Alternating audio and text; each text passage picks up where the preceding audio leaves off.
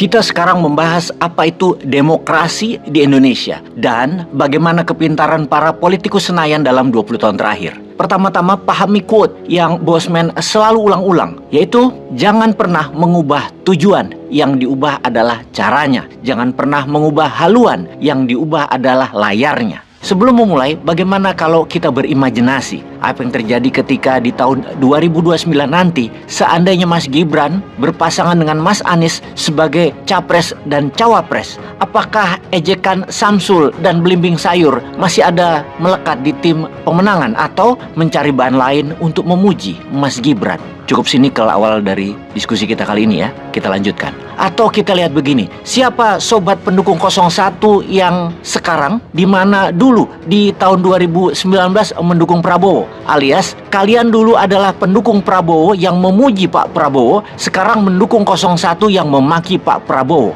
Coba kita pikirkan dan kita review lebih dalam. Kalau kalian dulu kalah karena mendukung Pak Prabowo di 2019, sekarang 2024 mendukung 01 dan kalah. Jangan-jangan kalian memang salah melihat politik di Indonesia. Kita harus ingat, di Indonesia ini partai bukan sebagai perjuangan ideologi atau platform, tapi alat tawar. Bahkan capres dan cawapres itu bukan tujuan politik, hanya alat tawar. Jadi kalau menang alhamdulillah, kalau nggak menang ya alhamdulillah. Begini kita jelaskan, ketika pilpres maka calon presiden adalah alat tawar dengan pihak lawan dengan menggunakan rakyat sebagai faktor penentu. Kalau presidennya menang maka partainya menjadi penguasa dan memiliki posisi tawar lebih baik. Kalau kalah, maka diharapkan suara partainya cukup besar untuk diperlukan partai berkuasa untuk mendapatkan dukungan parlemen berkoalisi. Saat ini kalau 02 ternyata pemenang dengan keputusan KPU nanti pada 20 Maret, maka suara parlemen koalisi Indonesia Maju yaitu Golkar, Gerindra, PAN, dan Demokrat suaranya tidak sampai 50% di parlemen. Tentunya perlu koalisi agar mempermulus kebijakan di parlemen. Dari 9 partai yang lolos, yang berada di luar koalisi saat ini ada 5. Maka ini menjadi peluang kompromi-kompromi dengan pembagian take and give tentunya.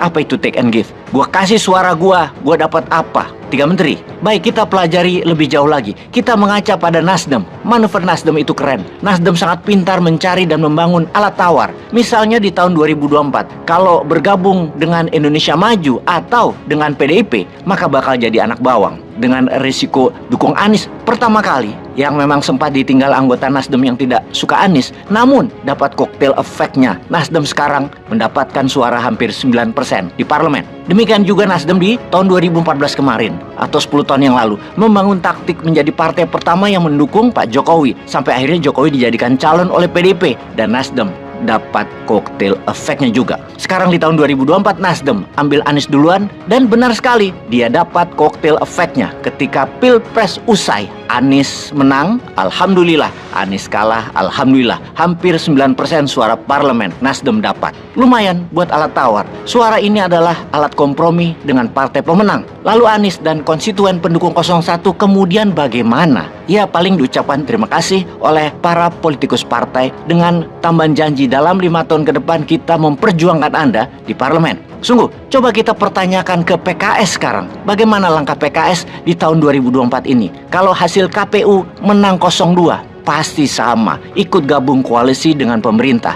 Juga PKB-nya Caimin sangat perlu bersama power. Kemungkinan 2 orang Nasdem jadi anggota kabinet 02, 2 orang dari PKS jadi menteri, 2 orang PKB jadi menteri. Sederhana kan? Lah, kemudian pendukungnya dapat apa? Dapat kecewa berlapis kalau kalian baperan. Kita pastikan, Mas Anies bagaimana? Kembali lagi ngajar. Semua kembali ke asalnya. Dan kita pun kembali mencari duit, kerja, dan mencari makan kembali seperti biasa. Lalu kenapa baper? Kenapa marah? Kenapa kecewa? Coba kita perhatikan. Para politikus partai misalnya seperti Nasdem itu tidak pernah merubah tujuan. Demikian juga PKS tidak pernah merubah tujuan. PKB juga sama. Yang mereka ubah caranya. Gagal dengan berjuang dengan 01, ya gabung dengan 02 kalau berkuasa. Sesederhana itu. Di tahun 2019 juga kita begitu, memuja Prabowo. Di 2024 karena mendukung 01, kemudian memaki Prabowo. Yang jadi masalah, Prabowo jadi Menhan di 2019, sekarang jadi presiden. Kita pendukungnya nggak dapat apa-apa,